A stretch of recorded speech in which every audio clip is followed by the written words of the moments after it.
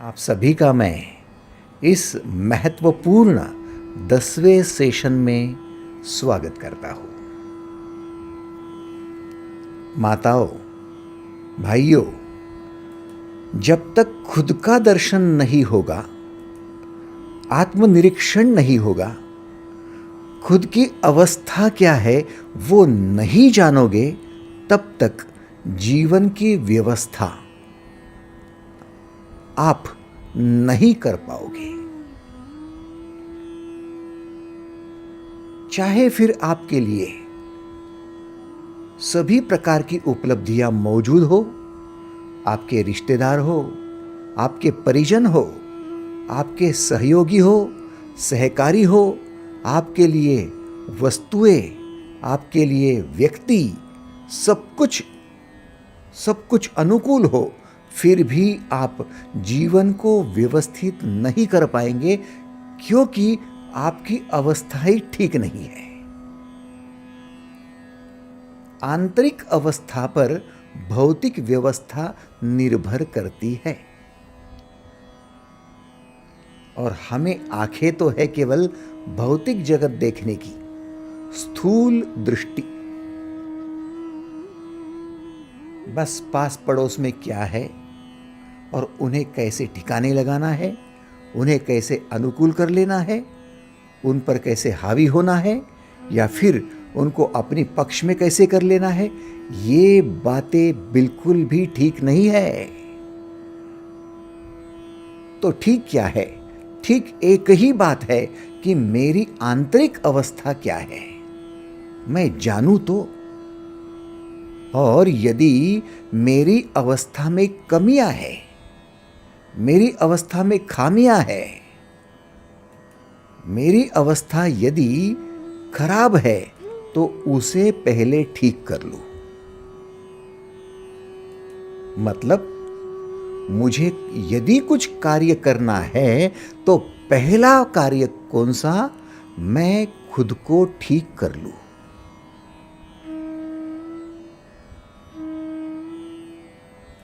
जिसने खुद को जीता उसने जगत जीता। खुद को जीतना माने अपनी इंद्रियों को जीतना। खुद को जीतना माने अपने मन को जीतना। जब आप अपनी बुद्धि को, अपने मन को, अपनी इंद्रियों को अपने वश में कर लेते हो, उसे ठीक जगह पर लगा लेते हो, तब सब कुछ बातें ठीक हो जाती है।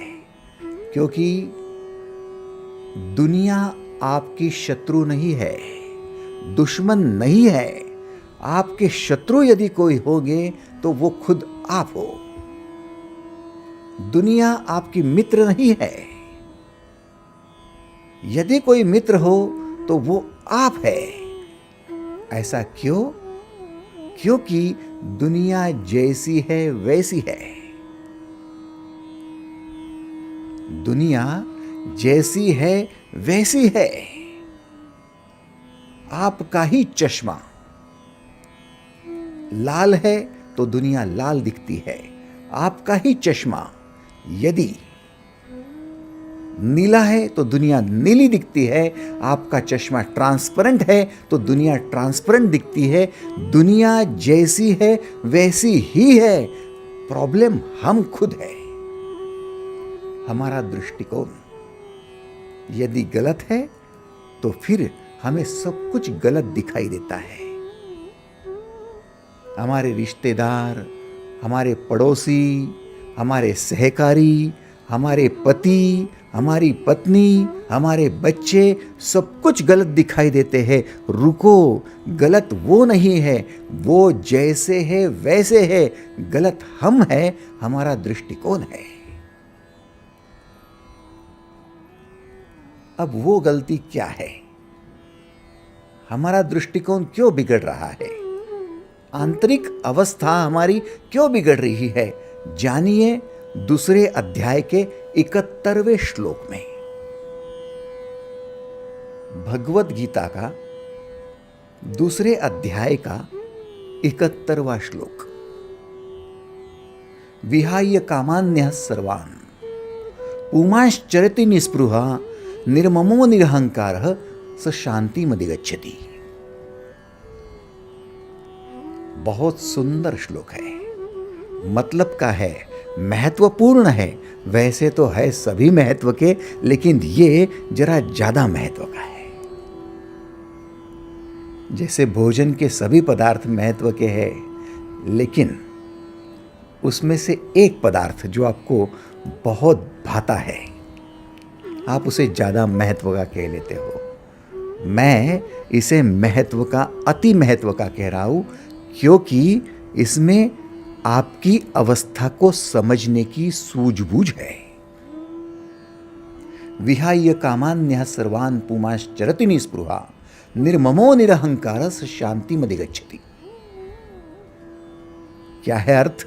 अर्थ ये है, जो व्यक्ति सभी कामनाओं का, ममता का, अहंकार का तथा इच्छाओं का त्याग करता है, वह शांति को प्राप्त होता है, वह शांत हो जाता है। 4 बातें बताई है। यदि इनका त्याग कर सको तो आप शांति को प्राप्त होंगे। पहला है कामनाओं का त्याग, दूसरा है ममता का त्याग, तीसरा है अहंकार का त्याग, और चौथा है इच्छाओं का त्याग। हम डर गए, एकदम से डर गए। क्या 4 बातों का त्याग करके त्यागी महात्मा बना दोगे? रुको, इससे आपका नुकसान कुछ भी नहीं होगा। होगा तो फायदा ही फायदा होगा, लाभ ही लाभ होगा, अनन्य साधारण लाभ होगा।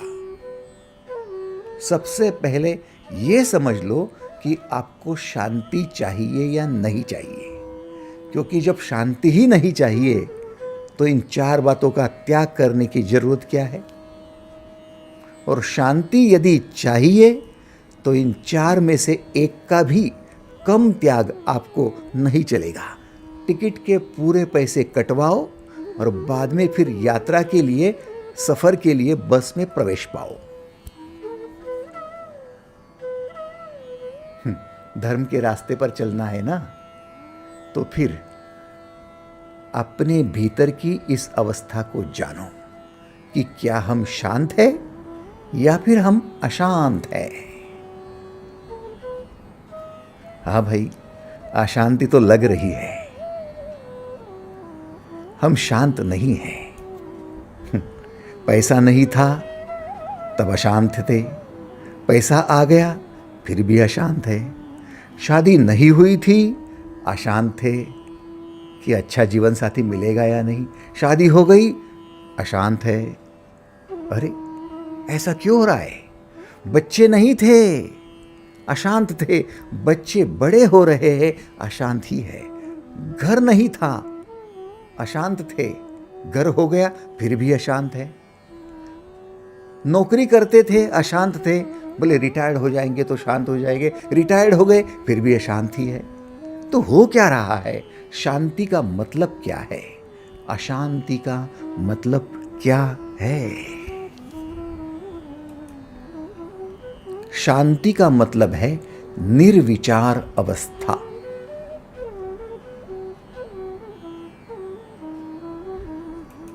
शांति का मतलब है विश्रांति की अवस्था।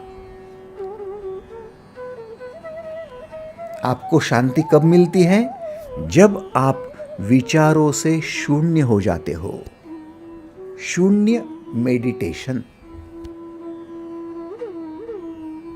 आप मेडिटेशन करते हो तब शांत होते हो? नहीं, जब विचारों से शून्य हो जाते हो तब शांत होते हो।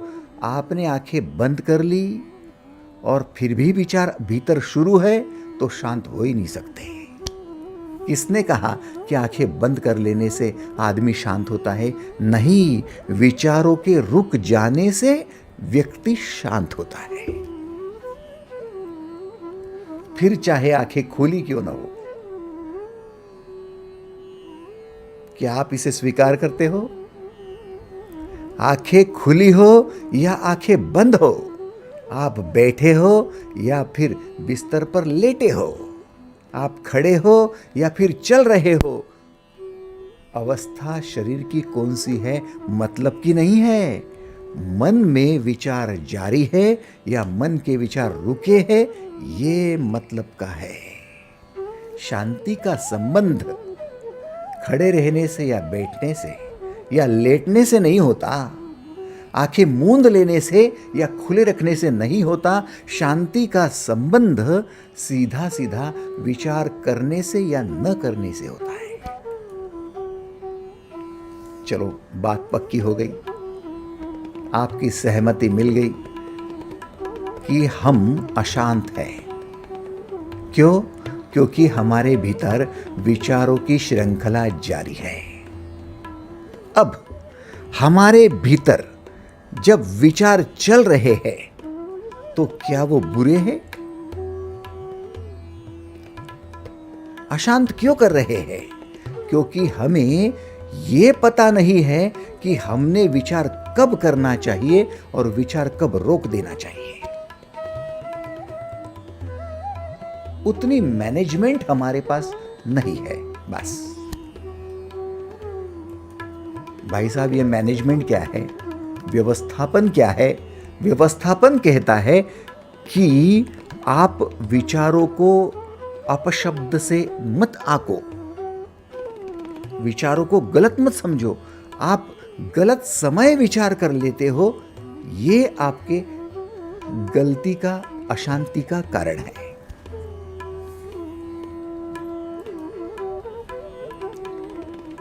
कैसे समझे? आपको भोजन करने का विचार आया, एक बार आया, दो बार आया, कोई बुरा है? नहीं, भोजन करने का विचार कोई बुरा तो है नहीं।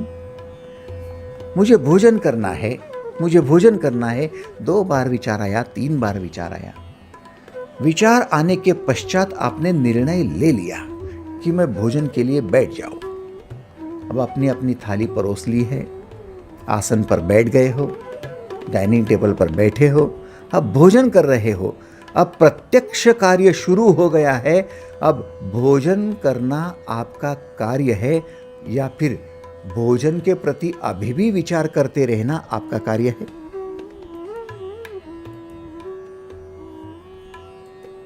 थोड़ा सोचो। भोजन करना है, ये भोजन के पूर्व आपके मन में आया विचार, और प्रत्यक्ष भोजन कर रहे हो, ये हो गया आपका कार्य। अब कार्य करते हुए आप विचार नहीं करेंगे तो फिर आपके भोजन का कार्य व्यवस्थित होगा। एग्रीड? उस समय विचारों की आवश्यकता है नहीं है, इसलिए आप कहते हो शांति से भोजन करो। शांति से भोजन करो का मतलब क्या है? भोजन करते हुए भोजन का ही कार्य करो, अन्य विचार न करो, तो शांति से भोजन होगा। आ गई शांति। शांति का मतलब क्या है? कार्य में एक रूप हो जाओ, कार्य में समर्पित हो जाओ। भोजन का कार्य कर रहे हो, समर्पित हो जाओ। अब विचार मत करो, शांति से भोजन करो। आपने विचार किया कि सो जाना है, नींद चाहिए, इसलिए आपने विचार किया सो जाना है। अब सोने का विचार कोई बुरा है क्या? नहीं। एक बार विचार किया, 2 बार विचार किया, चलो सो जाना है, सो जाना है। आप बिस्तर पर लेट गए। अब बिस्तर पर लेटे हो, अब सोने का विचार करके बिस्तर पर लेटे हो। अब उस अवस्था में आपको अन्य विचार करने की जरूरत है क्या? अब नींद के साथ एक रूप होने की आवश्यकता है। अब नींद के साथ समर्पित होने की आवश्यकता है। वहां समर्पण यदि है, वहां एकरूपता यदि है, तो विचार नहीं आएंगे। आप शांति की नींद सोएंगे। देखो, आ गई शांति। इसलिए आप जब बिस्तर पर लेटे हो और फिर भी नींद नहीं आ रही है, करवटें बदल रहे हो, तो आपके सहयोगी, आपके परिजन आपको सलाह देते हैं जरा शांति से सोते जाओ ना। क्या मतलब रहा? मतलब तो साफ है साहब, इतना साफ है कि कार्य करते हुए उस कार्य में समर्पण करते जाओ, एक रूप होते जाओ। बच्चे खेलकूद कर रहे हैं, बच्चे यदि खेलकूद कर रहे हैं और उसमें समर्पित है, अन्य विचार नहीं करते हैं, तो फिर शांति से खेल रहे हैं। आप व्यायाम कर रहे हो, जिम में हो, आपने विचार किया कि जिम में जाना है, आपने विचार किया मॉर्निंग वॉक करना है, आपने विचार किया कि एरोबिक एक्सरसाइज करनी है। व्यायाम करने का विचार अच्छी बात है, लेकिन व्यायाम करते हुए विचार करते रहना, ये अशांति निर्माण करने का काम है। एक रूप हो जाओ, समर्पित हो जाओ।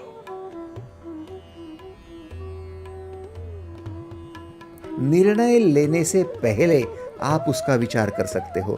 कार्यालय में जाना है, रसोई बनानी है, विचार कर सकते हो। विचार करो, कार्य में जुट जाओ। जब कार्य करेंगे तब विचार मत करो, क्योंकि विचार पूर्वक कार्य हो रहा है, अब विचार सहित कार्य नहीं होगा। ध्यान दो, इस शब्द को समझ लो, नोट कर लो। विचार पूर्वक कार्य करो, विचार सहित कार्य मत करो।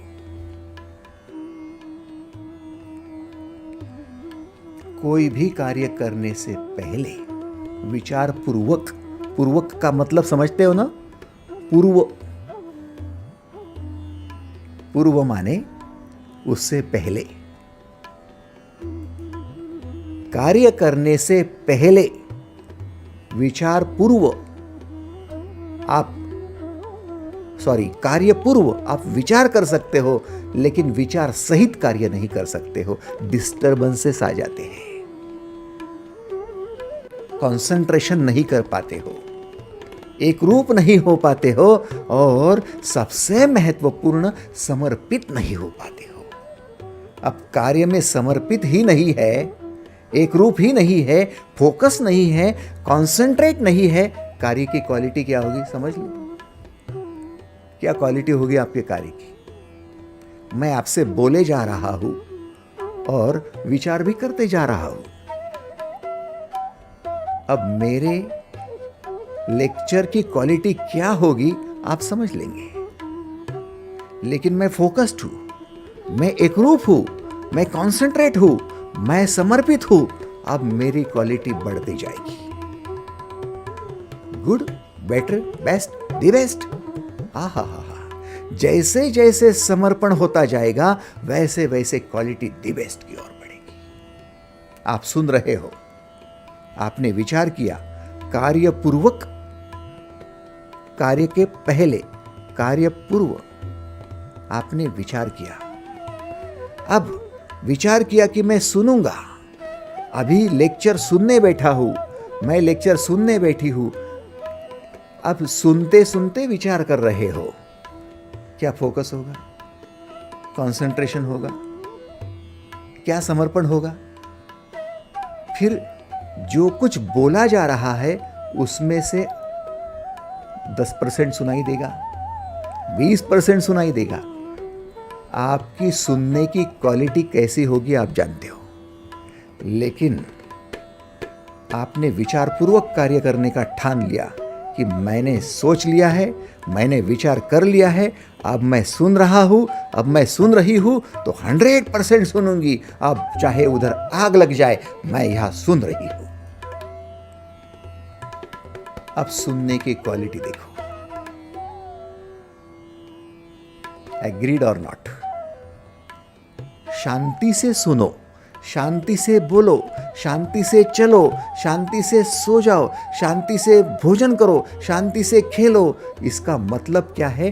कार्य करते हुए उसी कार्य में मग्न हो जाओ, दूसरे कार्य की बात मत छेड़ो। दूसरे कार्य की बात छेड़ेंगे या फिर उस कार्य करते हुए दूसरे कार्य का या अन्य चीजों का विचार करेंगे, उसे कहते कामना। कामना क्या है? हाथ में लिए हुए कार्य के अलावा दूसरे किसी कार्य का विचार दिमाग में जारी रखना। कार्य तो ए का शुरू है, विचार बी का शुरू है।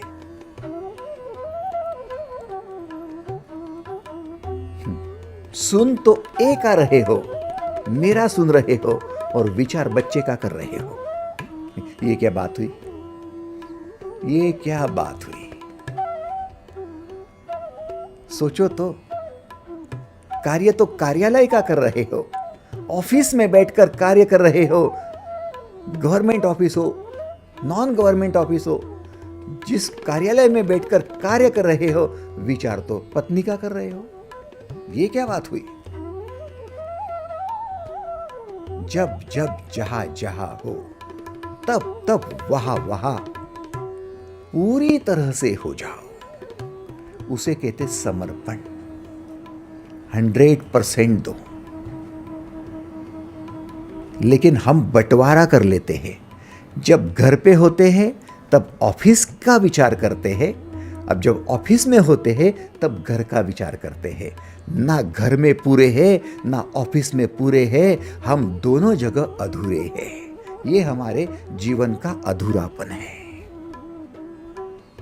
पत्नी के साथ हो तो पूरे पत्नी के साथ हो जाओ, बच्चों का विचार मत करो। बच्चों के साथ है तो पूरे उस समय बच्चों के हो जाओ, पति की चिंता मत करो।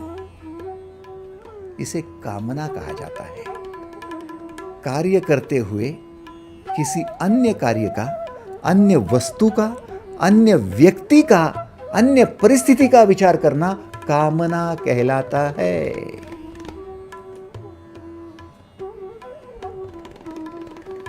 हम अशांत क्यों है? भगवान श्री ने पहला बुनियादी कारण बताया, विहाय कामान सर्वान् पुमाश्चरति निस्पृह निर्ममो निरहंकार स शांति मधिगच्छति विहाय कामान्य सर्वान्। आपकी कामना सबसे पहली अशांति का कारण है। हम बंटवारा कर चुके हैं भारत पाकिस्तान का। एक ही था, ये हिंदुस्तान एक ही था, हमने दो किए। हम है वो। अंग्रेजों को गाली देने की जरूरत नहीं है, हमने किए। हमने अपने परिवार का बंटवारा किया। हम है वो। किसी को कोसो मत।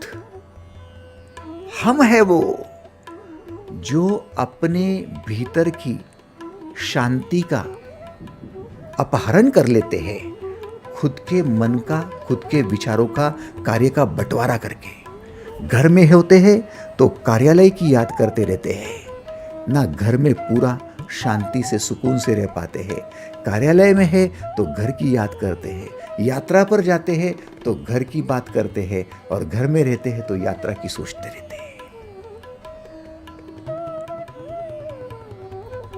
बंटवारा करने वाले हम हैं, बांटने वाले हम हैं, अखंड हम नहीं है। इसलिए अध्यात्म में दो शब्द आए। एक है द्वैत, जिसने दो में विभाजित हो गया, और एक अद्वैत, जो एक का एक रह गया। अद्वैत को भगवान कहते हैं, द्वैत को मानव कहते हैं। जो दो में बंटवारा कर देता है वो मानव है। जो द्वैत में से अद्वैत में आ जाता है, एक हो जाता है, एक रूप हो जाता है, जिसमें लगा है उसी का हो जाता है, समर्पित हो जाता है, उसे अद्वैत कहते हैं।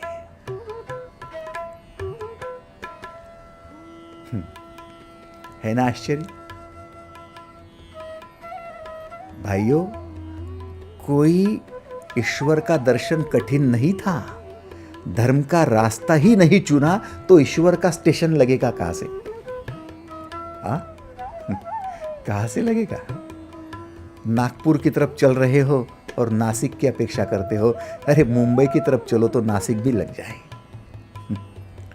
बड़ी बात थोड़ी है, स्टेशन वही का वही है। आपका चेहरा बदल दो, आपकी नजर बदल दो, आपका रुख बदल दो, आपके कदम बदल दो।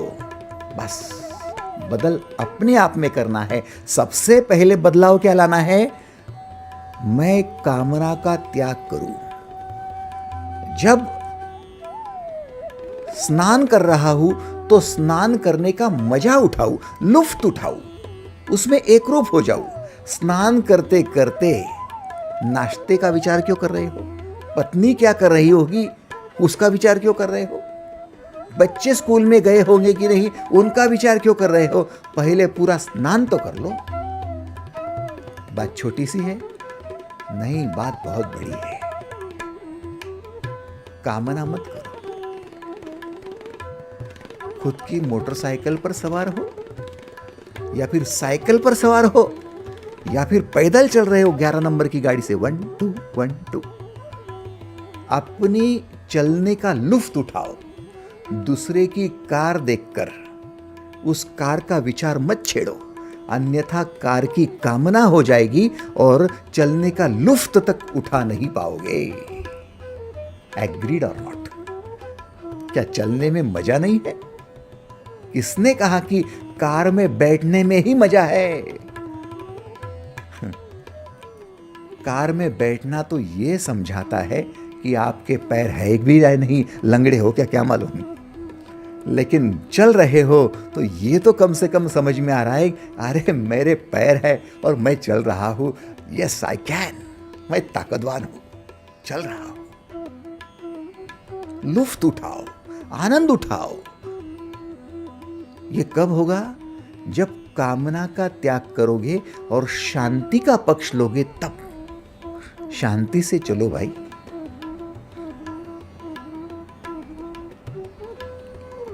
कभी देखा आपने, जब आपके भीतर शांति होती है तब आपका एक्सीडेंट नहीं होता, और जब अशांति होती है तब एक्सीडेंट होता है। क्यों? क्योंकि आपका ध्यान आपकी कार्य में नहीं होता है। कामना से भरे हुए रास्ते पर चल रहे हो और कार का विचार कर रहे हो, जो कार आपकी है ही नहीं। आपके तो पैर है चलने वाले, आपकी तो साइकिल है चलने वाली। एग्रीड और नॉट? जिस कार्य में जुड़े हो उस कार्य में समर्पण करो, तब शांति है। सबसे पहले त्याग करो कामना का। कामना क्या है? अपना कार्य छोड़कर किसी और विचार में उलझ जाना।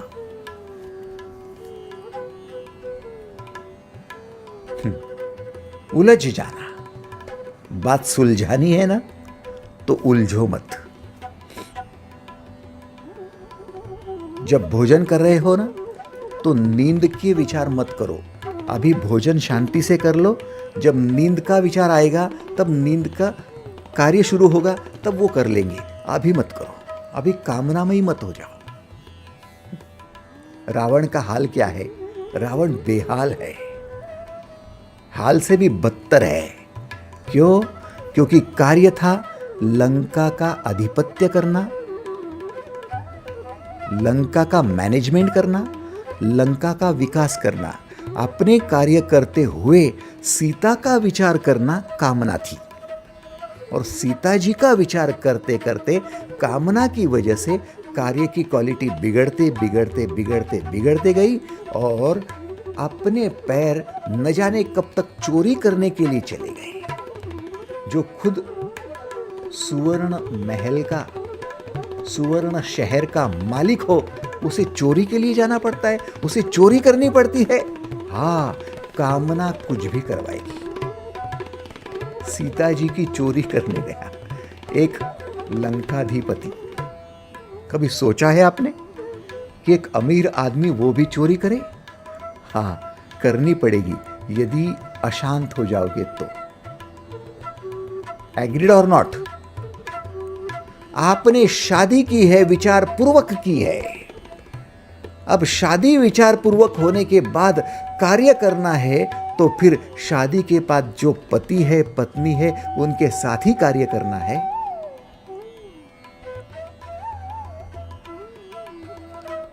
हो तो पत्नी के साथ में, हाथ में हाथ पकड़कर चल रहे हो, लेकिन विचार किसी और स्त्री का हो रहा है। कामना, कामना। आपको वो अधिकार है ही नहीं कि आप एक कार्य करो और दूसरे का विचार करो। नहीं है। आपके अधिकार में जो नहीं है वो कार्य करने के लिए आप हिम्मत कैसे करते हो? खुद को पूछो। ये है अपनी अवस्था को बदलने की चेष्टा। इसलिए कामना का त्याग करो, क्योंकि वो कामना आपके अधिकार में है ही नहीं। आपके अधिकार में है विचार किए हुए कार्य को करना।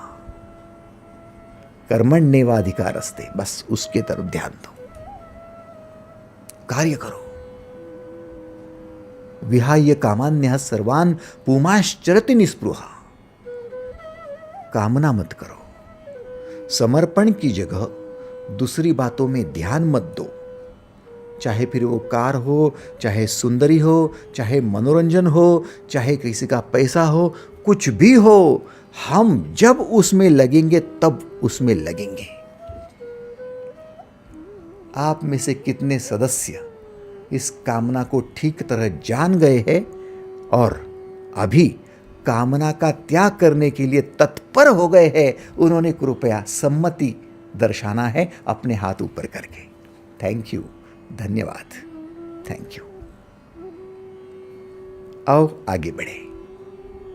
विहाय कामान्यः सर्वान् पुमाश्चरति निस्पृहा निर्ममो निरहंकारः स शान्तिमधिगच्छति। दूसरा एक कारण है आपकी शांति भंग होने का, आपकी ममता। ममत्व क्या है? ममता क्या है? कार्य को महत्व देने की अपेक्षा, व्यक्ति को, वस्तु को अननेसेसरी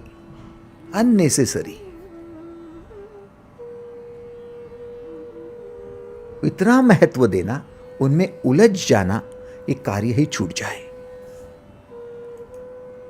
कार्य करने की अपेक्षा व्यक्तियों में या वस्तुओं में उलझ जाना, ममता।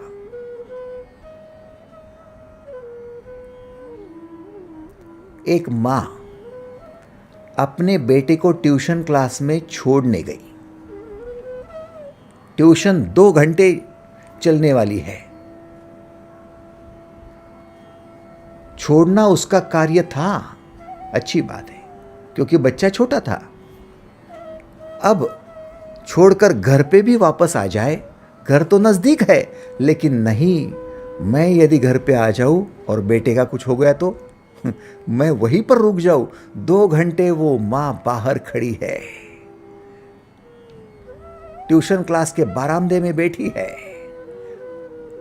ट्यूशन क्लास के सीढ़ियों पर बैठी है और 2 घंटे के बाद में बच्चे को देख रही है, कहाँ है, उसको घर पे लेकर आती है। हर रोज कर रही है। महीनों से ये प्रोग्राम चल रहा है। ममत्व, अपना कार्य छोड़कर किसी व्यक्ति में या वस्तु में उलझ जाना। क्या वो 2 घंटे आपके जीवन में कोई मतलब के नहीं थे, कोई महत्व के नहीं थे? क्या उन 2 घंटों में आपका कोई अच्छा कार्य नहीं हो सकता था? यस और नो? ममत्व। ऐसे पेरेंट्स जो अपने बच्चों को पल्लू में बांधकर बैठाना चाहते हैं, 10th में अव्वल नंबर से पास हुआ, 12th में अव्वल नंबर से पास हुआ, मेरिटोरियस है, लेकिन हमारा बच्चा हमसे दूर न जाए। चाहे अच्छे कॉलेज में उसका दाखला क्यों ना हो, नहीं होगा बाबा, नहीं होगा, जाने दे, तू मेरे ही पास रहे। ममत्व, कार्य को छोड़कर व्यक्ति या वस्तुओं में उलझ जाना, ममत्व। कई पेरेंट्स को अब थोड़ी सी आंखें खुल गई होगी कि अरे हमने भी तो ऐसा ही किया है, हम कहाँ अलग हैं। ममता के कारण हमने कई अपॉर्चुनिटीज को छोड़ दिया है।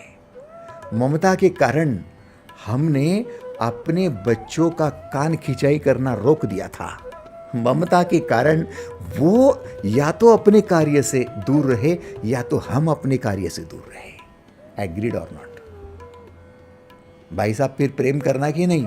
प्रेम का मतलब है कि सही जगह पर उसको सपोर्ट करना और सही जगह पर उसका समीक्षण करना, माने कान खिंचाई करना। लेकिन ममता का मतलब है उसमें उलझ जाना और वो गलती कर रहा है फिर भी उसको सपोर्ट करते रहना। ममता, इस ममता के चलते कार्य बिगड़ना ही बिगड़ना है। फिर आपको शांति कहां से मिलेगी? कैसे मिलेगी? आपका बेटा बिगड़ गया, क्या वो शुरू से में बिगड़ा हुआ था? नहीं, आपकी ममता के कारण बिगड़ा। चाहे फिर आपकी बहू हो, पति हो, पत्नी हो, क्यों बिगड़े? आपकी ममता के कारण। आपने सही समय पर उसकी कान खिंचाई की ही नहीं थी। ये आपका कार्य था, आपकी शांति भंग हो गई। एक डकैत को जब फांसी की सजा सुनवाई तो उसने अपनी आखिरी इच्छा जताई, मैं मेरी मां की कान में कुछ बताना चाहता हूं और फिर मुझे फांसी दे दे। मां को बुलवाया गया। कान में कुछ कहने की जगह उस डकैत ने मां का कान काट लिया। उसे पूछा गया कि ऐसा क्यों किया? वो इसलिए किया कि बचपन से आज तक मैं मेरी जीवन की यात्रा में देख रहा हूं कि जब मैं बड़ा हो रहा था तब मैं कई गलतियां कर रहा था। उन गलतियों को नज़रअंदाज करते हुए मेरी माँ ने ममता के चलते हुए कभी मेरी कान खिंचाई की ही नहीं, मुझे सही रास्ता दिखाया ही नहीं, और उसके चलते आज मेरे ये हाल हो गए कि मैं यहाँ डकैत बनकर। मेरे कई साथी ऐसे हैं जो अफसर बन गए, मेरे कई साथी ऐसे हैं जो आज भी मान्यवर बन गए। ममता, ममता क्या है? ममता अपनी कार्य को छोड़कर उसको महत्व देने की अपेक्षा व्यक्ति या वस्तुओं में उलझ जाने की बात है। कई बार आप वस्तुओं में इतना उलझ जाते हो कि आप रिश्तेदारों से ज्यादा महत्व पैसे को देने लगते हो। उलझ गए आप, ममता हो गई। गांधारी की ममता हो गई, बच्चे में उलझ गई, दुर्योधन में उलझ गई, और दुर्योधन की ममता हो गई कि वो पैसे में उलझ गया। ऐसा न करो, इससे खुद की शांति भंग होगी, इससे औरों की शांति भंग होगी। शांति यदि चाहिए तो ममता का त्याग करना पड़ेगा। प्रेम को स्वीकार अपने आप किया जाएगा। ममता को त्यागते ही जन्म होता है प्रेम का। प्रेम का मतलब सपोर्ट भी करना है और सही समय पर समीक्षण भी करना है, कान खिंचाई भी करनी है। ममता,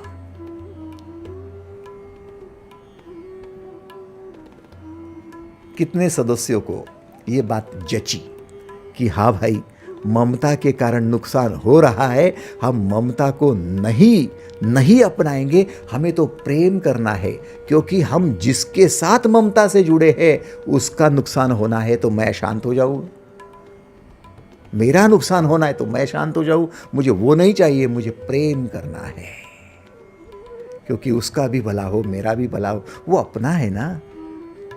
अरे ममता से माताजी आपके बेटे का भला कहाँ होगा? आपकी बहू का कहाँ भला होगा? आपके पति का, आपके भाइयों का कहाँ भला होगा? ममता से किसी का भला नहीं होता। भला होता है प्रेम से, और प्रेम होता है समीक्षण से, सपोर्ट से।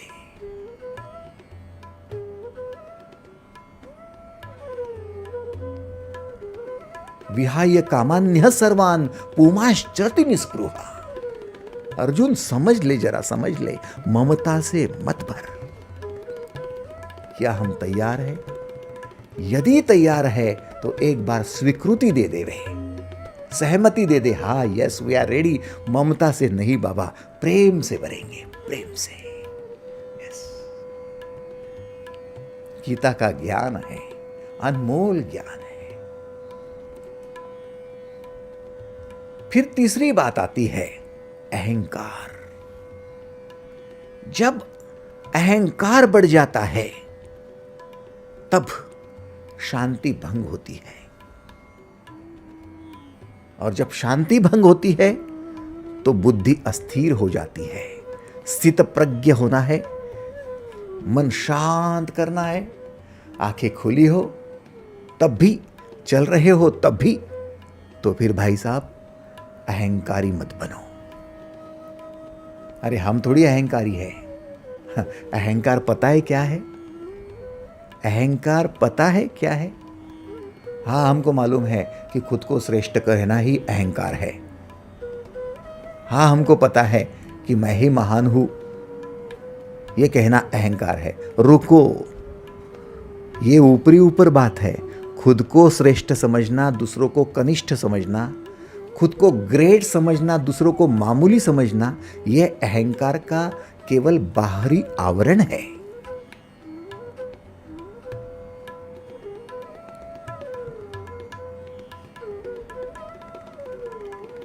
दूसरों को मामूली समझना, दूसरों का उपहास करना, आलोचना करना, दूसरे की निंदा करना, यह अहंकार है। यह ऊपरी ऊपर बात है। तो फिर अहंकार का अंदरूनी स्वरूप क्या है? अहंकार क्या है? अहंकार का मतलब है वस्तु या व्यक्ति या परिस्थिति को, वस्तु, व्यक्ति या परिस्थिति को वो जैसे है वैसे रूप में अस्वीकार करना। अहंकार क्या है?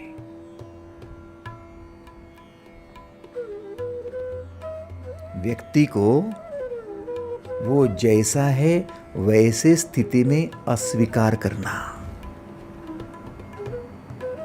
ये क्या बात है? हाँ, ये बात बहुत महत्वपूर्ण है। आप जब किसी को वो जैसी स्थिति में है वैसा स्वीकार नहीं करते, तब उसका आत्मसम्मान नहीं करते। और जब आत्मसम्मान उसका नहीं होता, वो जिस स्थिति में है उस स्थिति में उसको स्वीकार नहीं करते, उसका आत्मसम्मान नहीं होता, तो फिर उसकी आत्मग्लानि बढ़ जाती है। आपका अहंकार पोषित होता है और सामने वाले की आत्मग्लानि बढ़ जाती है। थोड़ा समझ लो, थोड़ा समझ लो। आपके साथ में आपकी पत्नी है और आप यदि सोचते हो कि पत्नी जैसी है वैसी स्वीकार नहीं है, वो और कुछ अलग होती तो मैं स्वीकार करता, आप अहंकारी हो गए हो। आपका पति जैसा है उसे स्वीकार ही करना पड़ेगा, एज इट इज, आप उसको स्वीकार करो। ऐसा क्यों? क्योंकि आपके साथ में जो व्यक्ति है उस व्यक्ति की केवल अच्छी बातें आप स्वीकार करेंगे, लेकिन उसकी बुराइयां आपको स्वीकार करनी पड़ेगी। वो बुराइयां छोड़कर केवल अच्छा बनकर आपके पास में कैसा रहेगा? बोलो तो। आप मुझे बताओ, आपको आपकी नाक स्वीकार है और आंखें स्वीकार नहीं, चलेगा क्या? आपके कान स्वीकार है और आपकी जीवा स्वीकार नहीं, चलेगा? आपका कद स्वीकार है और रंग स्वीकार नहीं, चलेगा?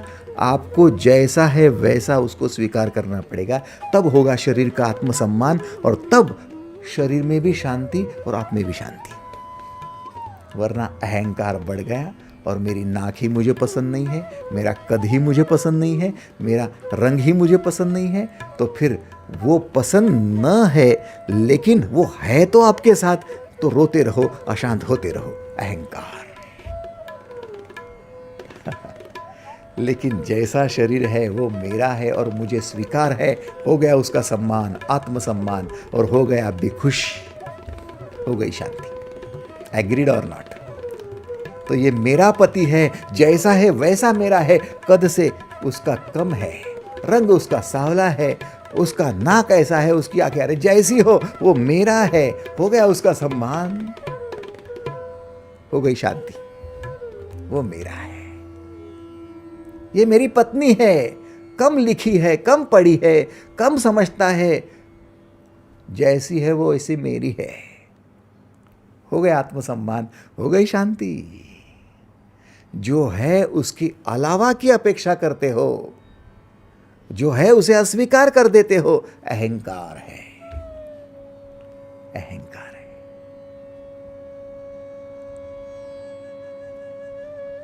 थोड़ा सोचो, क्या आपको आपके आत्मसम्मान को कोई ठेस पहुंचाता है अच्छा लगता है? फिर आपको यह अधिकार कहा है कि आप दूसरे की आत्मसम्मान को ठेस पहुंचाएं? और जब आप कहते कि ये तेरी बात मुझे अस्वीकार है, तब उसे ठेस पहुंचती है। उसे लगता है कि मैं लायक नहीं हूं, मैं योग्य नहीं हूं। समझ लीजिए। लेकिन जब तहे दिल से आप उसे स्वीकार कर जाते हो कि तेरी ये अच्छाई के साथ ये बुराई भी स्वीकार है, तो वो आपको ग्रेट समझने लगता है, महान समझने लगता है कि अरे मेरी बुराइयों को भी उसने स्वीकार कर लिया, ये मेरा अपना है, ये मुझ पर प्रेम करता है, मेरी अच्छाइयों के सामने मेरी खामियों को भी स्वीकार कर लिया, कमियों को भी स्वीकार कर लिया, अरे ये मेरा है। अब वो आपके शरण आता है और कहता है मैं मेरी कमियां दूर कर दूंगा, मैं मेरी गलतियां सुधार दूंगा। लेकिन अहंकार से भर जाओगे और आप कह दोगे ये मुझे स्वीकार नहीं है, तो उसे लगता है कि मैं बुरा हूं और मैं आपके साथ में रहूंगा भी नहीं। वो आपसे अलग होने की चेष्टा करता है और आप उसके पीछे भागना शुरू कर देते हो। अहंकारी भी हो और ममता के भी पीछे भाग रहे हो, ममता के कारण भी भाग रहे हो, तो परेशान परेशान, अशांति अशांति। माँ की गलती क्या है? बेटे की एक बात अस्वीकार है, लेकिन बेटे के सिवा बात बनती भी नहीं है, ममता भी है, अहंकार भी है। सास की बात क्या है? बहू के न होते हुए काम भी नहीं पड़ता है और बहू की बातें स्वीकार भी नहीं है, अशांति ही अशांति है, अहंकार भी है और ममता भी है। हो गई ना परेशानी? सोचो सोचो, अहंकार क्या है? अहंकार है जैसे है उस स्थिति में अस्वीकार करना। अब मैं आपसे पूछता हूं, आप आज जो कुछ हो वो ऐसे क्यों है? क्योंकि बचपन में आपके माता पिता ने आपका जो लालन पालन किया, आपको जो संस्कार दिए, आपका जो रहन सहन था, बचपन में आपको जो प्रेरणाएं मिली, बचपन में आपके गुरुजनों ने आपको जो उपदेश दिए, उसके अनुसार आप ढालते गए खुद को और आप आज ऐसे हो। यस और नो? तो ठीक वैसे ही आपकी पत्नी जिस घर में छोटे से बड़ी हुई, आपका पति जिस घर में बड़ा हुआ, आपकी बहू जिस घर में बड़े हुए, वहां पर उनके संस्कार अलग थे, उनका रहन सहन अलग था, उनका सोचना अलग था, उनकी प्रेरणा अलग थी, उनके लिए उपदेश अलग थे। वो आपके जैसे कैसे ढल सकते हैं? वो अलग हो गए, आप अलग हो गए। घड़े तो दोनों है, लेकिन इस घड़े का आकार अलग, उस घड़े का आकार अलग। अब हम कहते हैं कि हमारे जैसे ही आप होने चाहिए, हमारे ही जैसे विचार आपके होने चाहिए, हमारे जैसी मान्यता आपकी होनी चाहिए। Is it possible? आप जिस परिवार में छोटे से बड़े हुए हो, उसका सम्मान करो। आपकी पत्नी जिस घर में छोटे से बड़ी हुई है, उसका सम्मान करो कि अरे बचपन से आप उस संस्कारों में पले बड़े हो, वैसी संगत में पले बड़े हो, वैसे उपदेशों में, वैसे प्रेरणाओं में पले बड़े हो, इसलिए आप ऐसे हो। जैसे भी हो मुझे स्वीकार है। सोचो तो, भगवान श्री कृष्ण को रुक्मिणी भी स्वीकार है, राधा भी स्वीकार है, सत्यभामा भी स्वीकार है, जांबवंती भी स्वीकार है, 16,108 पत्नियां थी, सबकी सब स्वीकार है। सबकी सब अलग अलग संस्कारों में पली बड़ी, अलग अलग उपदेशों और प्रेरणाओं से बड़ी हुई, और सब अलग अलग स्वभाव की हुई, प्रवृत्ति की हुई, फिर भी सब स्वीकार है। क्योंकि जीवन में एक ही सत्य है, एक्सेप्ट डिफेक्ट। जो सत्य है, जो सामने है, उसे स्वीकार करो। इसके अलावा कोई रास्ता नहीं। आज अभी आपके सामने जो परिस्थिति उत्पन्न हुई है, उसे स्वीकार करो। उसे अस्वीकार करने की चेष्टा भी करोगे तो दुखी हो जाओगे, परेशान हो जाओगे, चिंतित और अशांत हो जाओगे। आज परिस्थिति यदि आपके खिलाफ है और आपके पास पैसा नहीं है, मुझे स्वीकार है। आज लोग आपके साथ नहीं है, हाँ, यह परिस्थिति मुझे स्वीकार है। यदि आप परिस्थिति को जैसी है वैसे स्वीकार करते हो तो भीतर से टूटते नहीं हो, बिखरते नहीं हो, अशांत नहीं होते हो, और शांति आपको सकारात्मकता दिलवाती है। सकारात्मकता आपको क्रिएटिव बनाती है, सृजनशील बनाती है, और जब आपका सृजन शुरू हो जाता है तब आपसे बड़े बड़े काम अपने आप होने लगते हैं। इसलिए चाहे कुछ हो जाओ, शांति भंग ना करो। परिस्थिति आपके कितनी भी प्रतिकूल हो, विपरीत हो, टस से मस नहीं होना, शांत कर देना खुद को कि मुझे यह भी स्वीकार है। पति आपके खिलाफ हो, मुझे वो भी स्वीकार है।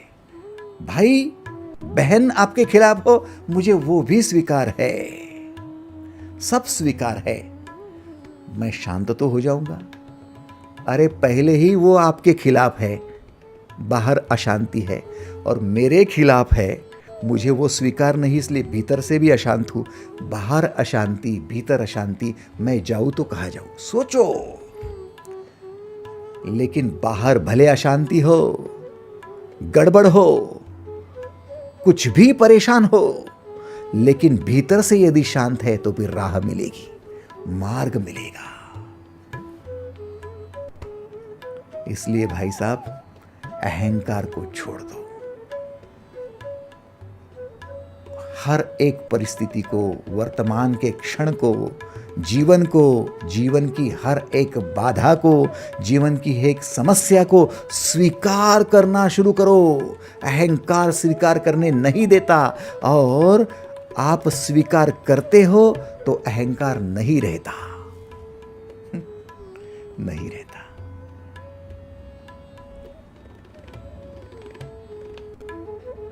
इसलिए स्वीकार करो, आत्मसम्मान करो, स्वीकार करो।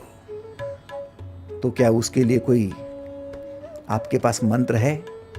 हाँ है ना, मंत्र भी है और रास्ता भी है। रास्ता कौन सा है? धर्म का रास्ता है ना। क्या धर्म का रास्ता है?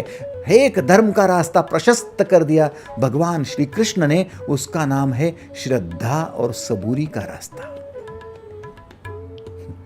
जो शिरडी के साईं बाबा ने अपने सर आंखों पर ले लिया। साई, भगवान श्री कृष्ण को साई भी कहा जाता है।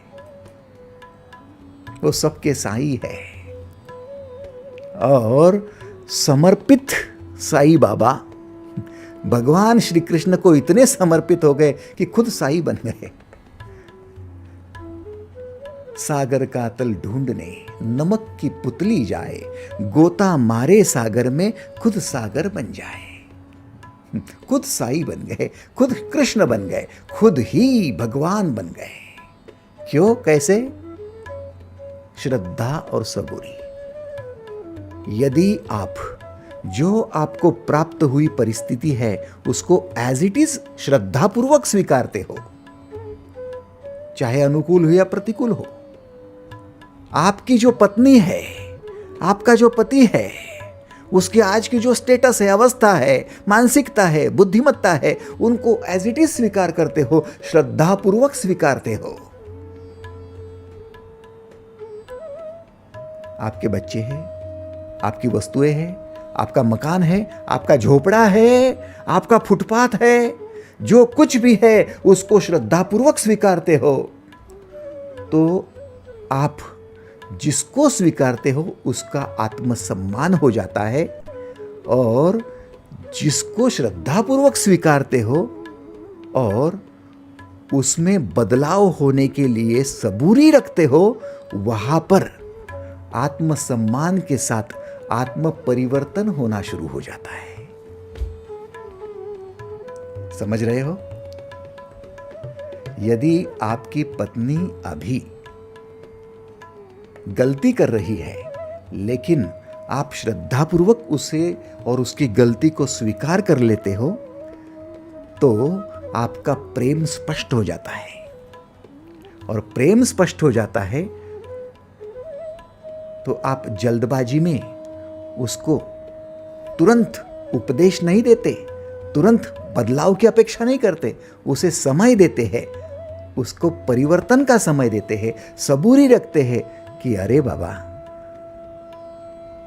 पेड़ कोई एक दिन में बड़ा नहीं होता, बीज से अंकुर आता है, अंकुर से छोटा सा पौधा निर्माण होता है, पौधे से फिर वो खिलते खिलते बड़ा पेड़ बन जाता है, फिर वटवृक्ष या फिर कल्पवृक्ष बन जाता है। वैसे ही जो मेरी पत्नी है उसकी गलती हुई है तो गलती सुधारने का अवसर भी देना चाहिए, धीरे धीरे होता जाएगा, सबूरी है मेरे पास। बहू की गलती है, सबूरी है, होते जाएगा धीरे धीरे। श्रद्धा के साथ सबूरी है तो फिर आत्मसम्मान होगा श्रद्धा के कारण, और आत्म परिवर्तन होगा सबूरी के कारण। लेकिन मैंने पत्नी को स्वीकार तो कर लिया, लेकिन वो बदल ही नहीं रही है, जैसी की वैसी है। अरे कुछ भी नहीं बदली, हाँ थोड़ी सी बदली, क्या है 2% 4% बदली है। अरे भाई तो शुरुआत है ना, 2% की शुरुआत तो हो गई, 3% हो जाएगा, 5% हो जाएगा, 10% होगा। सबूरी तो रख। सबूरी यदि है तो आप शांत होगा, अच्छा होगा। सबूरी है तो आप शांत हो, और फिर आत्म परिवर्तन के लिए समय मिलता है, आत्म परिवर्तन उनका हो जाता है और आप जीत जाते हो। सोचो, जीत ऐसे हासिल होती है, उसे हम अंग्रेजी में कहते हैं वेट एंड वॉच। अभी थोड़ी परिस्थिति खिलाफ है ना, वेट एंड वॉच। अभी थोड़ा सा माहौल बदला हुआ है ना, जरा लोग मेरे खिलाफ बोल रहे हैं, वेट एंड वॉच। अभी बहू अपनी नहीं मानती है ना, वेट एंड वॉच। अभी बेटा जरा पढ़ाई नहीं कर रहा है, ध्यान नहीं दे रहा है, वेट एंड वॉच। हर चीज के लिए आपके पास ये मंत्र हो जाएगा, वेट एंड वॉच। रुको रुको, सबूरी आत्म परिवर्तन के लिए सबसे ज्यादा जरूरी है। अब अहंकार कहाँ होगा? माता जी, आपका बेटा धीरे धीरे धीरे बन रहा है, एक दिन में उसको बेटा आप IAS ऑफिसर बन गया, दूसरे दिन क्या करोगे? उसको प्रोसेस में समय लगेगा, तो आपको भी मजा आएगा जीवन जीने में। आप बोलेंगे कि चलो करोड़पति बनना है, और एक दिन में करोड़पति बन गए, कल क्या करेंगे? अरे धीरे धीरे करो। आप कहेंगे भोजन की थाली में जितना है एक निवाले में सब खा जाऊं, बकासुर हो क्या? अरे एक एक निवाले का लुफ्त उठाओ, सबूरी रखो। यस और नो? हर चीज के लिए सबूरी एक महत्वपूर्ण दवा है, क्योंकि सबूरी ही आत्म परिवर्तन दिलवाती है। आत्मसम्मान जितना महत्वपूर्ण है, उतनी ही आत्म परिवर्तन की भी आवश्यकता है। जो गलतियां हैं, जो खामियां हैं, जो कमियां हैं, वो दुरुस्त करने के लिए आत्म परिवर्तन, और जैसे है वैसे स्वीकार करने के लिए आत्मसम्मान। अब बोलो, अब बोलो, शांति का पक्ष लेना है तो क्या अहंकार का त्याग करना अनिवार्य नहीं है? हाँ या ना? यदि अहंकार को त्याग करना है और जैसी परिस्थिति, जैसी व्यक्ति, जैसी वस्तु आपके सामने आई है उसको एज इट इज स्वीकार करना है, जैसे है वैसे। क्यों करना है? अरे भाई, मेरी भगवान पर श्रद्धा है, मेरा अच्छा होगा, इसलिए तो भगवान ने वो प्रस्तुत किया होगा ना। हाँ, मुझे ज्ञान देना होगा इसलिए तो प्रस्तुत किया है ना। जो हुआ अच्छा हुआ, जो हो रहा अच्छा हो रहा है, और जो होगा इससे भी अच्छा होगा। भगवान तुझ पर बहुत विश्वास है, मेरा बहुत श्रद्धा है, मैं उसे स्वीकार कर लेता हूं। फिर प्रकृति कहती है तूने ये स्वीकार कर लिया, अब भी शांत रहा ना, अब देख तेरे लिए मैं और क्या देता हूं। परीक्षाएं तो सुवर्ण की भी होती है साहब। कचरा कचरा जल जाता है, सुवर्ण निखर आता है। वैसे ही कई परीक्षाओं से आपको भी गुजरना पड़ेगा। आप विचलित ना हो, अशांत ना हो, शांति का पक्ष बनाए रखो, और फिर जाकर ब्राह्मी स्थिति को भी प्राप्त हो जाएंगे। विहाय कामान्य सर्वान पुमांश्चरति निस्पृहा निर्ममो निरहंकार स शांतिमधिगच्छति। बस अहंकार का त्याग करने के लिए कितने महानुभाव तैयार है। कृपया अपनी सहमति दर्शाए अपने हाथ ऊपर करके। थैंक यू, धन्यवाद, धन्यवाद, धन्यवाद। बस। और चौथी महत्वपूर्ण बात रही इच्छा की। इच्छा मालूम है ना? तेरी इच्छा में मेरी इच्छा है। हे प्रभु, तूने जो परिस्थिति आज दी है वो तेरी इच्छा होगी, मेरी इच्छा भी वही है। चल,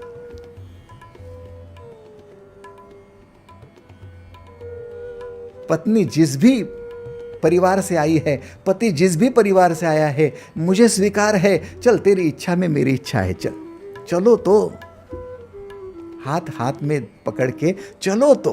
1 के 2 तो बन जाओ, 2 के 4 तो बन जाओ, 4 के 10 तो बन जाओ, केवल चलो तो। यदि आप सही रास्ते पर चल रहे हो तो आपके संग का रंग उनको लगना ही है और उनका परिवर्तन होना ही है। हाँ, आप खुद ही अहंकारी होंगे, ममता से भरे होंगे, खुद ही यदि कामनामयी होंगे तो फिर उनका रंग आपको लगेगा और आप भी बिगड़ जाएंगे। यानी पहले बिगड़े हुए और ज्यादा बिगड़ जाएंगे। लेकिन यदि आप कामना का त्याग किए हुए हो, अहंकार का त्याग किए हुए हो, यदि आप ममता का त्याग किए हुए हो, तो फिर आपको कोई बिगाड़ेगा नहीं। हालांकि जो भी आपके साथ चलेगा वो सुधर जाएगा।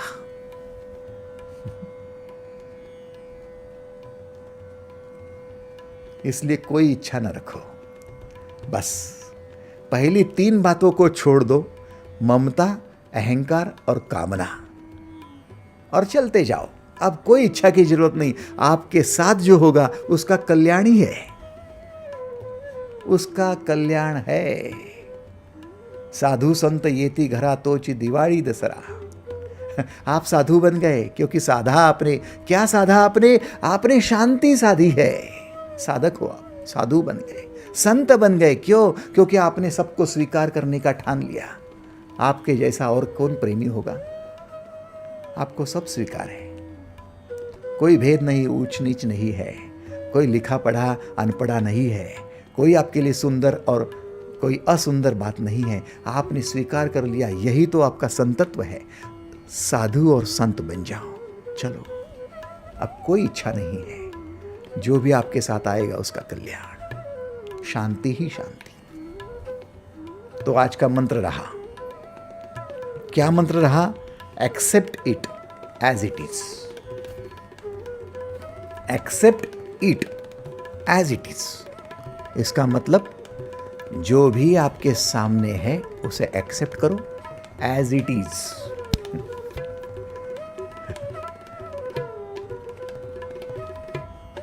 इस्कॉन मिशन के प्रणेता, रचयिता, निर्माता, संस्थापक श्रील एसी प्रभुपाद स्वामी।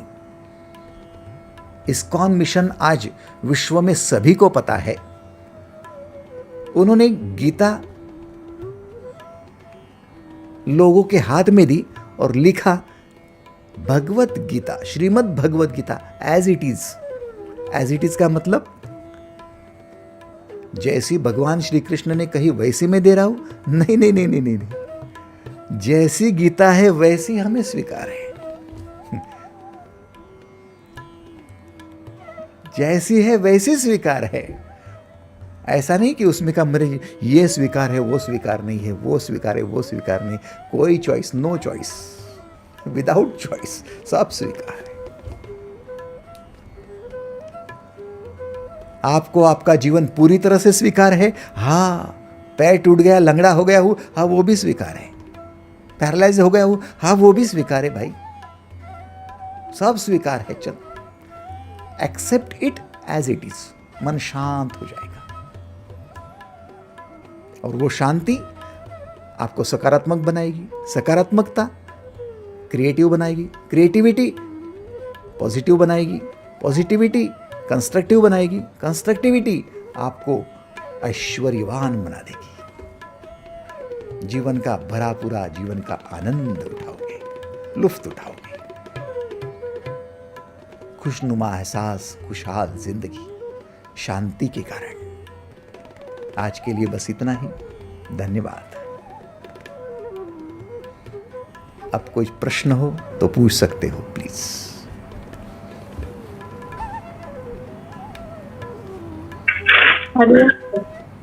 हरिओम स्मिता ताई, हरिओम। जैसा कि आपने बताया कि अहंकार नहीं करना चाहिए, जैसा है वैसा कुछ स्वीकार करना चाहिए और अपनी इच्छा भी नहीं रखनी चाहिए, जो जैसा है वैसा उसके साथ चलना चाहिए जी। और एक तरफ आप ये भी बोलते हो कि सही समय पर आपको सपोर्ट भी करना और कान खिंचाई भी करनी है जी। तो अगर हम उनको जैसा है वैसा एक्सेप्ट भी करना है तो उनकी कान खिंचाई कब करना है? तो ये बात मुझे थोड़ी समझ में नहीं है जी। कान खिंचाई का मतलब है जिसने जो जो निर्णय लिए हैं और वो कार्य से वो मुकर रहा है, वो कार्य की जगह कामना कर रहा है, तो उसकी कान खिंचाई करनी है। जैसे आप ममता में अटके हो, वैसे ही वो यदि काम छोड़कर किसी में ममता में अटका हुआ है तो उसकी कान खिंचाई करनी चाहिए। जैसे कोई अहंकार में अटका हुआ है और दूसरों को एज इट इज स्वीकार नहीं करता है और अशांत रहता है तो उसकी कान खिंचाई करनी चाहिए। इसका मतलब जो अशांत है उसके अशांति का कारण ढूंढकर उसकी कान खिंचाई करनी चाहिए। लेकिन जो सचमुच शांत है, जिसमें कोई प्रॉब्लम नहीं है, वो अपने कार्य में निमग्न है, शांति से जी रहा है, खुशी से जी रहा है, तो उसकी कार्य में बाधा डालने का, व्यवधान डालने का हमने गलती नहीं करनी चाहिए। वहाँ कान खिंचाई की जरूरत नहीं, वहाँ पर उसे एज इट इज एक्सेप्ट करना चाहिए। एग्रीड? धन्यवाद। Thank you, thank you. Yes, Vaishali दीदी अनम्यूट कीजिए प्लीज। दादाजी जय श्री कृष्ण। जय श्री कृष्ण दीदी। आज तुमचं व्याख्यान एवढं छान होतं की ते व्याख्यान ऐकल्यानंतर माझ्या मनात अनेक प्रश्न निर्माण झाले, पण त्यातले 2 प्रश्न मी आज विचारणार आहे। पहिला प्रश्न असा आहे की एक कार्य करत असताना दुसऱ्या कार्याचा विचार येणं म्हणजे कामना आहे। माझ्या बाबतीत अनुभव असा आहे की एखादं काम करत असताना, उदाहरणार्थ मी स्वयंपाक करते, तर अशा वेळेला दिवसभराच्या कामांची मला ती स्वयंपाक करत असताना आठवण होते। जसं की अरे आज मला बँकेत जायचंय, किंवा आज शाळेत मुलांना अमुक एक गोष्ट दाखवायची आहे, किंवा आज माझ्या मुलांना एखाद्या गोष्टीची आठवण करून द्यायची आहे। तर एखादं कार्य करत असताना अशा गोष्टींचा विचार येणं ही कामना आहे का? आणि जर कामना असेल तर त्यावर मी काय केलं पाहिजे? फार छान प्रश्न है, वेरी नाइस। दो बातें हैं। पहली बात ये कि आप जो कुछ बैंक में जाना है या फिर स्कूल में जाना है या फिर और कुछ काम करना है, उसका विचार रसोई बनाते हुए कर रहे हो, उसको थोड़ा चेंज कर सकते हो। क्योंकि हम अब आगे दिन भर में क्या करना है उसका प्लानिंग करते हैं, उसे कहते हैं एक्शन प्लान। एक्शन प्लान बनाने के लिए एक अलग से समय निकाले, जैसे रसोई के लिए कर रहे हो वैसा एक अलग समय, कि जैसे रात्रि को सो रहे हो उसके पहले का आधा घंटा हमने कल के लिए क्या क्या काम करना है उसको एक्शन प्लान के लिए दिया हुआ समय, फिर उसका ही कल कंप्लीट नियोजन होगा। या फिर सुबह जगे हो, जगने के बाद में आपने जैसे ही फ्रेश हो गए और आधे घंटे का नियोजन का समय दे दिया, वो नियोजन। अब जब रसोई बना रहे हो तो रसोई का लुफ्त उठाओ। आप वो जो कला है उस कला में क्या आनंद आता है, आप एक एक पदार्थ के साथ बातें करो। आपके साथ में घी है, आपके साथ तेल है, आपके साथ कढ़ाई है, आपके साथ बर्तन है, अलग अलग प्रकार के, उसको स्पर्श करो, उसका लुफ्त उठाओ, उसका आनंद उठाओ। जैसे कोई आप बगीचा में जाते हो और गुलाब के फूल के साथ में लुफ्त उठाते हो कि उसके पंखुड़ी को हाथ लगा लिया, उसको देखकर खुश हो गए, उसके सौंदर्य को देखकर बहुत ज़्यादा आनंदित हो रहे हो, ऐसा ही आप अपने रसोई के साथ करो। उसे प्रीति भोज कहा जाता है। भोजन में प्रीति डालना प्रीति भोज हो जाता है। तो उसमें प्रेम डालो। उसके समय में आप जल्दी जल्दी से वो निपटा भी रहे हो, विचार भी दूसरे कर रहे हो, तो ये हो तो गया भोजन, लेकिन वो भोजन में सात्विकता नहीं उतरेगी। इसलिए प्रीति भोज बनाओ। उस भोजन में आप पूरा तहे दिल से जुड़ जाओ। आपने अलग से एक्शन प्लान बनाया, अलग से भोजन बनाया, दोनों कार्य बहुत बढ़िया हो जाएंगे। ठीक है, धन्यवाद दादाजी। माझा दुसरा प्रश्न असा होता, माझ्या दृष्टीने हा प्रश्न मला खूप महत्वाचा वाटतो। आता मी प्रायमरी स्कूलमध्ये टीचर आहे। पहिली तर 6वी-7वीच्या विद्यार्थ्यांना मी शिकवते। आजच्या समाजामध्ये प्रेम ही संकल्पना ही मुलं खूप वेगळ्या पद्धतीने घेतात। म्हणजे इयत्ता 5वी पासून आम्ही अनुभवलंय की या मुलांच्या मनामध्ये वेगवेगळ्या कृतीतून प्रेमाची संकल्पना बदलत चालली। भगवान श्रीकृष्णांनी प्रेमाची संकल्पना खूप छान पद्धतीने समजावून सांगितली। आपण जर दुसऱ्यावर प्रेम केलं तर आपल्याला त्याचे किती फायदे होतात किंवा लाभ होतो, किंवा आपण आणि दुसरा हा किती डेव्हलप होत जातो हे आपल्याला माहिती आहे। पण हल्लीच्या समाजात या मुलांच्या मनातली ही प्रेमाची संकल्पना कशी बदलायची? त्यांना फक्त एवढंच माहितीये की आई जे करते ती माया असते किंवा ममता असते, पण प्रेम हा शब्द उच्चारला की त्यांच्या चेहऱ्यावरचे हावभाव सुद्धा बदलून जातात। तर त्यांच्या मनातली ही प्रेमाची संकल्पना बदलण्यासाठी शिक्षक म्हणून किंवा आई म्हणून मी काय केलं पाहिजे? वेरी नाइस, सुंदर प्रश्न है। देखिए, प्रेम का अर्थ पहले समझना आवश्यक है। प्रेम का मतलब है आकर्षण। प्रेम का अर्थ है उन चीज़ों की ओर आकर्षण, उन व्यक्तियों की ओर आकर्षण जो हमें आनंद देवे। प्रेम का अर्थ है जो आनंद देता है उसकी ओर आकर्षण।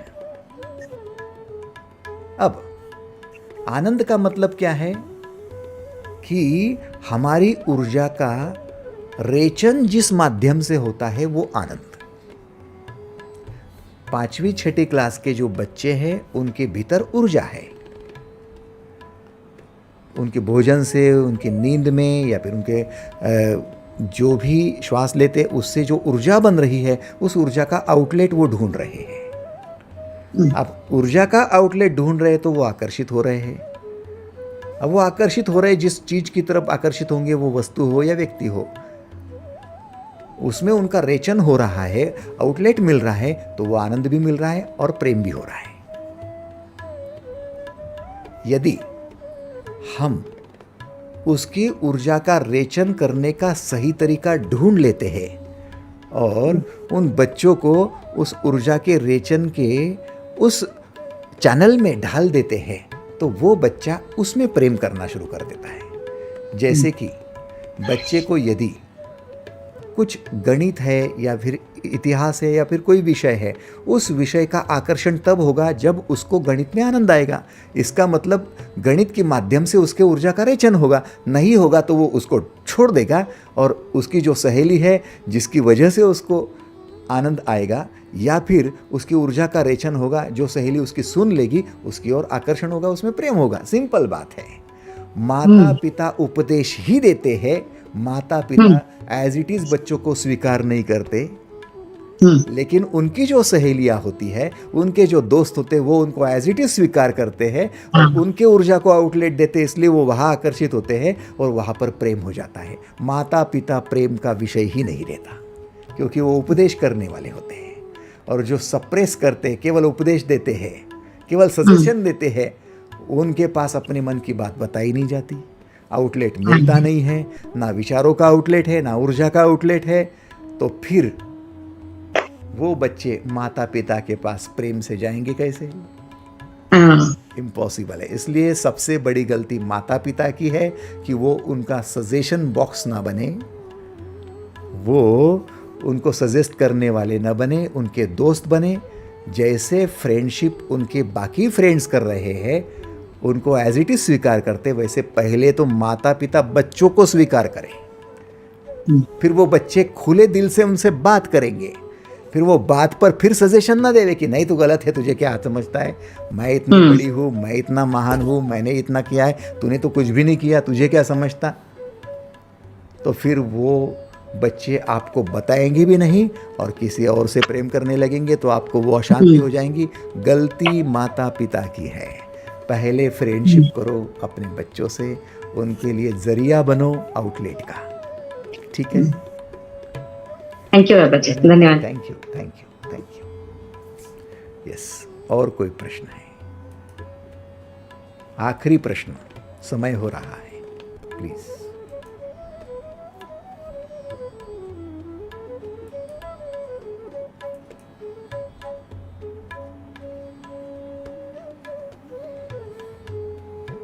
Yes, Mahesh Tamboli sir.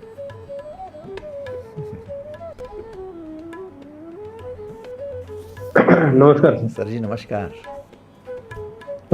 दादाजी, प्रश्न असा नाहीये माझा, पण एक गोष्ट खरी आहे की तुम्ही जे सांगितलं की 3 भावना मूळ आहेत आपल्या, एक प्रेम, आनंद आणि विश्वास, आणि ह्या 3 भावनांमध्ये जगणं म्हणजे जगणं, आणि बाकीच्या ज्या गोष्टी आहेत, म्हणजे मला राग आला, मला अहंकार वाटला, मला अस्वस्थ वाटलं, या सगळ्या गोष्टी ज्या आहेत, या 3 गोष्टी भावनांपासून दूर नेणं आहे, जाणं आहे। जेवढे तुम्ही या 3 भावना उत्पन्न करणारे विचार कराल, या भावना निर्माण करणारे ऍक्शन कराल, तेवढं तुम्ही जगताय, बाकीचं तुम्ही वाया घालताय, असं मला वाटलं।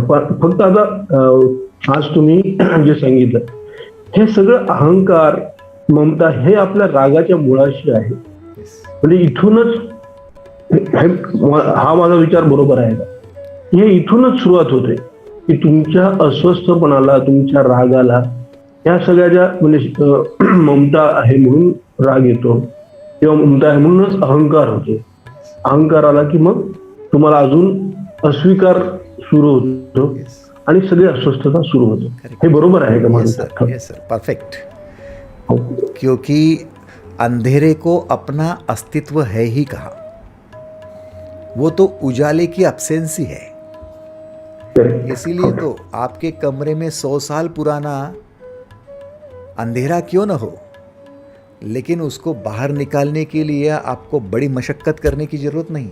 एक दिया सलाई जलाओ, माचिस की तिलियां जलाओ, उजाला निर्माण कर दो, क्षण में अंधेरा गायब, क्योंकि उसका अस्तित्व था ही नहीं, वो तो अब्सेंसी थी। वैसे ही प्रेम, आनंद और विश्वास की अब्सेंसी है, इसीलिए ये अहंकार है, इसीलिए ये ममता है, इसीलिए ये कामना है, अन्यथा उसकी जरूरत थी ही कहा। ओके, धन्यवाद सर, थँक यू। खरं दादाजी की म्हणजे कितीदाही ऐकू, किती वर्ष ऐकू, किती आयुष्य ऐकू, पण जेवढं तुमच्याकडं शब्दांनी कळतं ते मला नाही वाटत आम्ही आमचे विचार करून कधी करून घेऊ। खूप खूप धन्यवाद दादाजी। धन्यवाद सर जी, धन्यवाद। ये आपका बड़प्पन है और गीता की महानता है। ये सब गीता की देन है, सब भगवान श्री कृष्ण का प्रसाद है। आप सभी को पुनः पुनः धन्यवाद देते हुए मैं रुकता हूँ। फिर अगले सेशन में मिलेंगे, तब तक के लिए जय श्री कृष्ण।